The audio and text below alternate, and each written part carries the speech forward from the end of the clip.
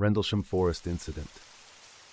The Rendlesham Forest Incident was a series of reported sightings of unexplained lights near Rendlesham Forest in Suffolk, England, in December 1980, which became linked with UFO landings.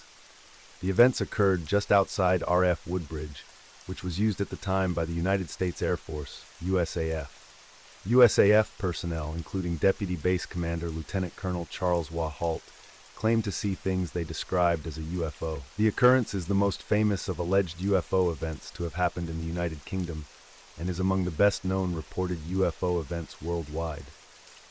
It has been compared to the Roswell UFO incident in the United States and is sometimes called Britain's Roswell.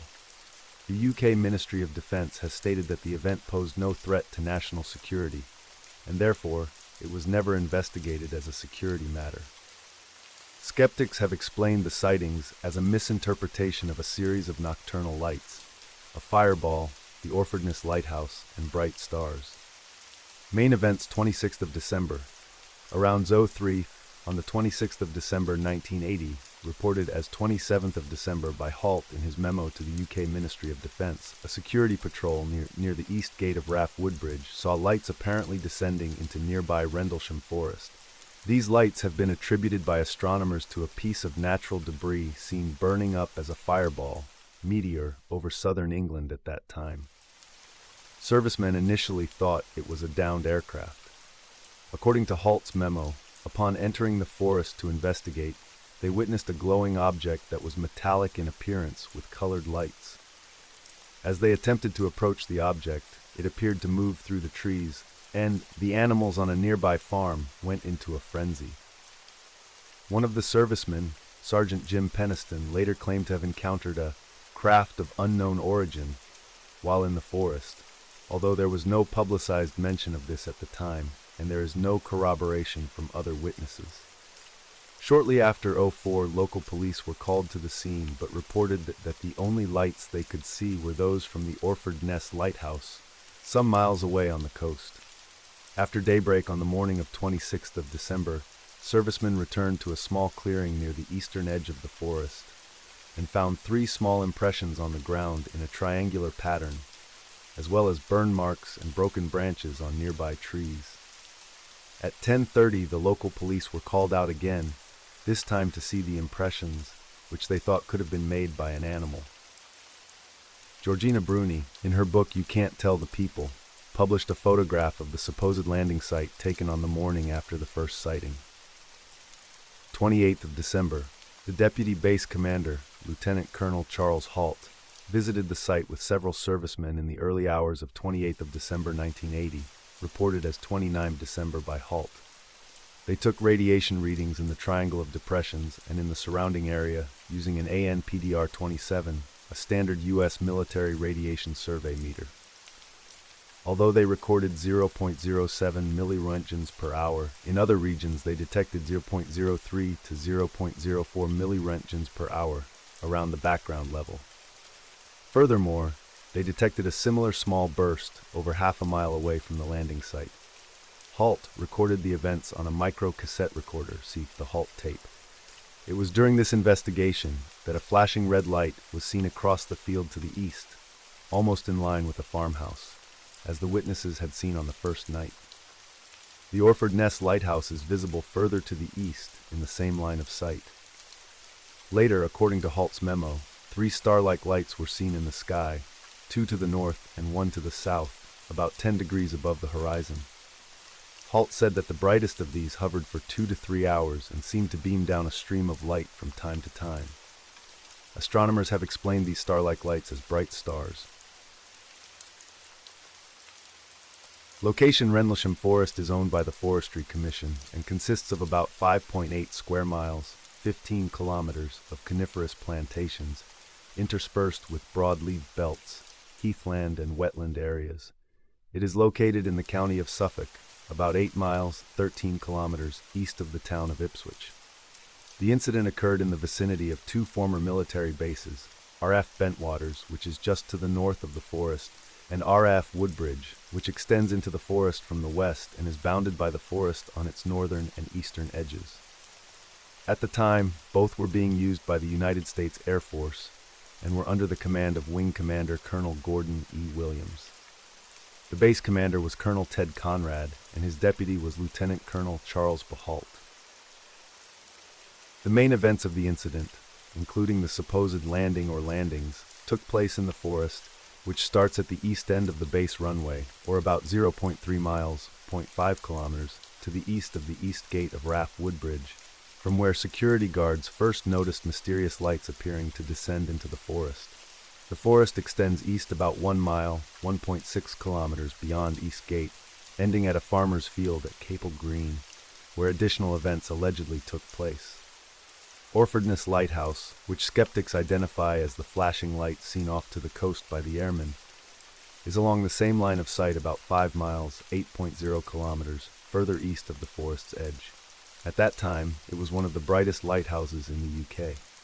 Primary and secondary sources. The Halt Memo. The first piece of primary evidence to be made available to the public was a memorandum written by the Deputy Base Commander, Lieutenant Colonel Charles Halt, to the Ministry of Defense, MOD.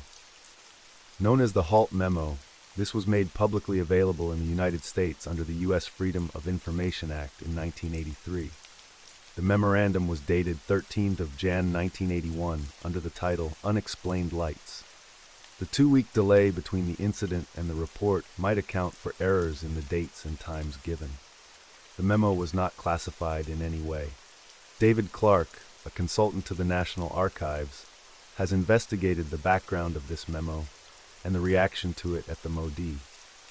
His interviews with the personnel involved confirmed the cursory nature of the investigation made by the MOD and failed to find any evidence for any other reports on the incident made by the USAF or UK apart from the Halt memo. Halt has since gone on record as saying he believes that he witnessed an extraterrestrial event that was then covered up. The Halt tape, in 1984, a copy of what became known as the Halt tape, was released to UFO researchers by Colonel Sam Morgan, who had by then succeeded Ted Conrad as Halt's superior. This tape chronicles Halt's investigation in the forest in real time, including taking radiation readings, the sighting of the flashing light between trees, and the star-like objects that hovered and twinkled. Statements from eyewitnesses on 26th of December. In 1997, Scottish researcher James Easton obtained the original witness statements made by those involved in the first Night's sightings. One of the witnesses, Ed Cabansag, said in his statement, "We figured the lights were coming from past the forest, since nothing was visible when we passed through the woody forest. We would see a glowing near the beacon light, but as we got closer, we found it to be a lit-up farmhouse. We got to a vantage point where we could determine that what we were chasing was only a beacon light off in the distance." Another participant, John Burroughs, also stated, "We could see a beacon going around, so we went towards it. We followed it for about 2 miles before we could see it was coming from a lighthouse." Burroughs reported a noise like a woman was screaming, and also that you could hear the farm animals making a lot of noises. Halt heard the same noises 2 nights later. Such noise could have been made by muntjac deer in the forest, which are known for their loud, shrill bark when alarmed. The Halt Affidavit. In June 2010, retired Colonel Charles Halt signed a notarized affidavit in which he again summarized what had happened, then stated he believed the event to be extraterrestrial, and it had been covered up by both the UK and US. Contradictions between this affidavit and the facts as recorded at the time in Halt's memo and tape recording have been pointed out by skeptics. In 2010, Base Commander Colonel Ted Conrad provided a statement about the incident to Clark. Conrad stated that, "We saw nothing that resembled Lieutenant Colonel Halt's descriptions either in the sky or on the ground," and that, "We had people in position to validate Halt's narrative, but none of them could." In an interview, Conrad criticized Halt for the claims in his affidavit, saying, "He should be ashamed and embarrassed by his allegation that his country and Britain both conspired to deceive their citizens over this issue. He knows better." Conrad also disputed the testimony of Sergeant Jim Peniston, who claimed to have touched an alien spacecraft. He said that he interviewed Peniston at the time, and he had not mentioned any such occurrence. Conrad also suggested that the entire incident might have been a hoax. Suffolk Police Log. 2 officers from the Suffolk Constabulary were called to the scene on the night of the initial sighting, and again the following morning, but found nothing unusual. On the night of the initial incident, they reported that the only lights visible were from the Orford Lighthouse. They attributed the indentations in the ground to animals. The Suffolk Constabulary file on the case was released in 2005 under the UK's Freedom of Information Act and can be accessed on their website. It includes a letter dated 28th of July 1999, written by Inspector Mike Topless, who notes that one of the police constables who attended the scene on the first night returned to the site in daylight in case he had missed something. There was nothing to be seen, and he remains unconvinced that the occurrence was genuine, wrote Topless. The immediate area was swept by powerful light beams from a landing beacon at Raff Bentwaters and the Orfordness Lighthouse. I know from personal experience that at night, in certain weather and cloud conditions, these beams were very pronounced and certainly caused strange visual effects. Ministry of Defense file evidence of a substantial MOD file on the subject led to claims of a cover-up. Some interpreted this as part of a larger pattern of information suppression concerning the true nature of unidentified flying objects by both the United States and British governments. However, when the file was released in 2001, it turned out to consist mostly of internal correspondence and responses to inquiries from the public.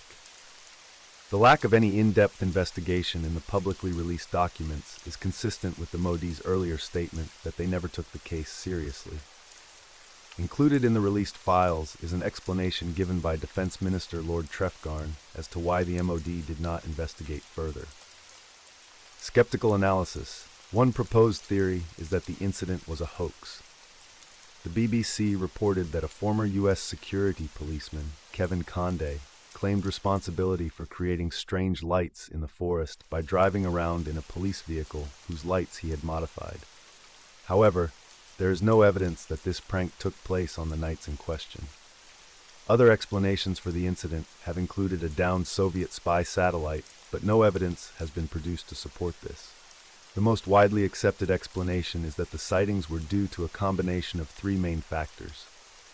The initial sighting at 03 on the 26th of December, when the airmen saw something apparently descending into the forest, coincided with the appearance of a bright fireball over southern England, and such fireballs are a common source of UFO reports. The supposed landing marks were identified by police and foresters as rabbit diggings. No evidence has emerged to confirm that anything actually came down in the forest. According to the witness statements from 26th of December, the flashing light seen from the forest lay in the same direction as the Orfordness Lighthouse. When the eyewitnesses attempted to approach the light, they realized it was further off than they thought. One of the witnesses, Ed Cabansag, described it as a beacon light off in the distance, while another, John Burroughs, said it was a lighthouse. See statements from eyewitnesses on the 26th of December. Timings on Halt's tape recording during his sighting on the 28th of December indicate that the light he saw, which lay in the same direction as the light seen 2 nights earlier, flashed every 5 seconds, which was the flash rate of the Orfordness Lighthouse. The star-like objects that Halt reported hovering low to the north and south are thought by some skeptics to have been misinterpretations of bright stars distorted by atmospheric and optical effects, another common source of UFO reports. The brightest of them, to the south, matched the position of Sirius, the brightest star in the night sky. In his 6th of January 2009 Skeptoid podcast episode titled The Rendlesham Forest UFO, scientific skeptic author Brian Dunning evaluated the original eyewitness reports and audio recordings as well as the resulting media reporting of this incident. After a lengthy analysis, Dunning concluded, Caller Halt's thoroughness was commendable, but even he can be mistaken.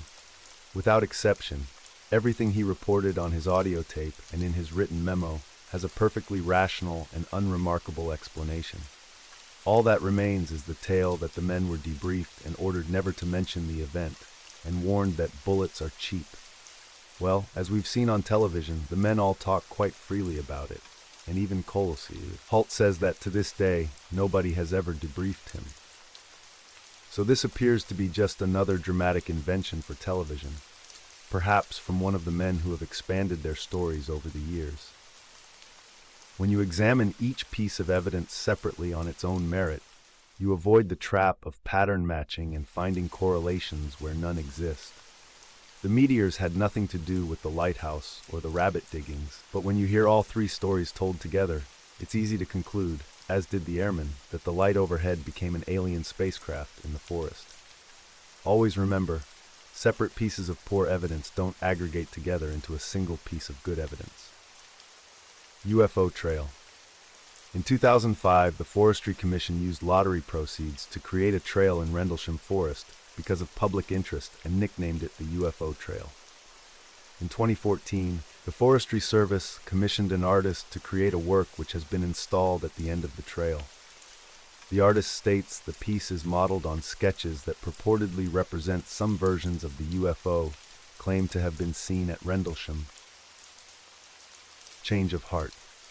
In 2010, Jenny Randles, who first reported the case in the London Evening Standard in 1981, and co-authored with the local researchers who uncovered the events, the first book on the case in 1984, Sky Crash, A Cosmic Conspiracy, emphasized her previously expressed doubts that the incident was caused by extraterrestrial visitors. While suggesting that a UAP, an unidentified aerial phenomenon of unknown origin, might have caused parts of the case, she noted, "While some puzzles remain, we can probably say that no unearthly craft were seen in Rendlesham Forest." We can also argue with confidence that the main focus of the events was a series of misperceptions of everyday things encountered in less than everyday circumstances.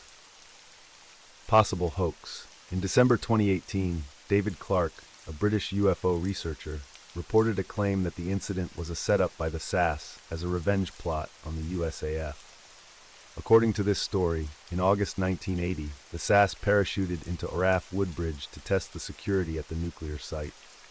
The USAF had recently upgraded their radar and detected the black parachutes of the SAS men as they descended to the base. The SAS troops were interrogated and beaten up with the ultimate insult that they were called unidentified aliens. To enact their revenge, the SAS gave the USAF their own version of an alien event. As December approached, lights and colored flares were rigged in the woods. Black helium balloons were also coupled to remote-controlled kites to carry suspended materials into the sky, activated by radio controls. However, Clark's investigation concluded that the story was itself a hoax.